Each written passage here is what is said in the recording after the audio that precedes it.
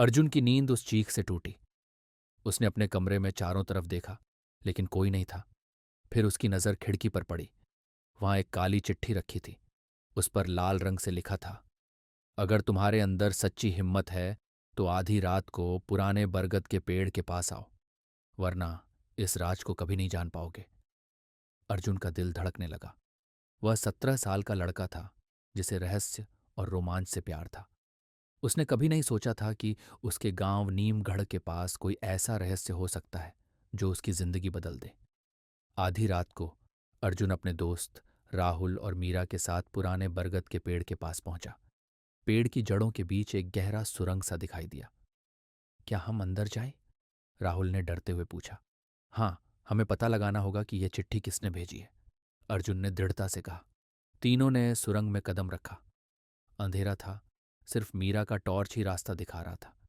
तभी अचानक सुरंग का दरवाज़ा अपने आप बंद हो गया। सुरंग के अंत में एक अजीब सी दुनिया थी।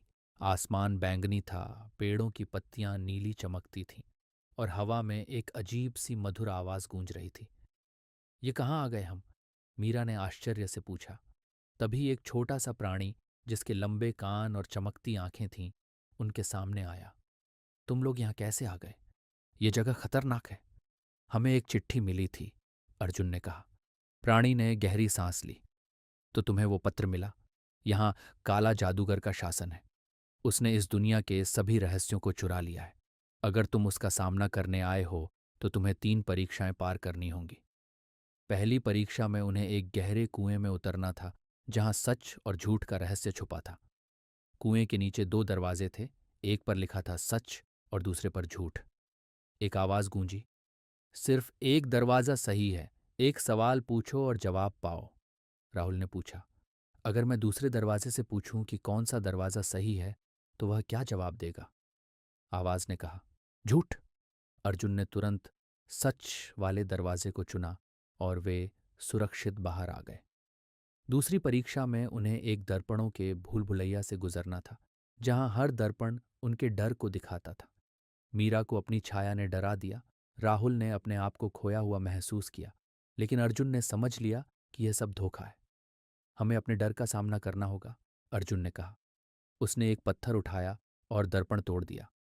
भूल भुलैया गायब हो गई। अंत में वे एक विशाल काले महल में पहुंचे जहां काला जादूगर उनका इंतजार कर रहा था। उसकी आंखें लाल थीं और उसके हाथ में एक जादुई गेंद थी जिसमें सारे रहस्य कैद थे। तुमने मेरी परीक्षाएं पार कर लीं, लेकिन अब तुम्हें मुझसे लड़ना होगा, जादूगर ने गर्जना की। अर्जुन ने देखा कि जादूगर की ताकत उसकी गेंद में है। उसने राहुल और मीरा को इशारा किया और तीनों ने मिलकर गेंद को छीन लिया। जादूगर चीखता हुआ गायब हो गया। गेंद से सारे रहस्य बाहर आ गए और जादुई दुनिया धीरे धीरे सामान्य होने लगी। वह छोटा प्राणी फिर से आया और बोला, तुमने हमें बचा लिया, अब तुम जा सकते हो। एक चमकती रोशनी में तीनों वापस अपने गांव पहुंच गए। सुबह हो चुकी थी और सब कुछ सामान्य लग रहा था। क्या यह सब सपना था? मीरा ने पूछा। अर्जुन ने अपनी जेब से एक चमकता हुआ पत्थर निकाला, वही जादुई गेंद का एक टुकड़ा। नहीं, ये सच था। और कौन जाने, शायद अभी और रहस्य हमारा इंतजार कर रहे हैं।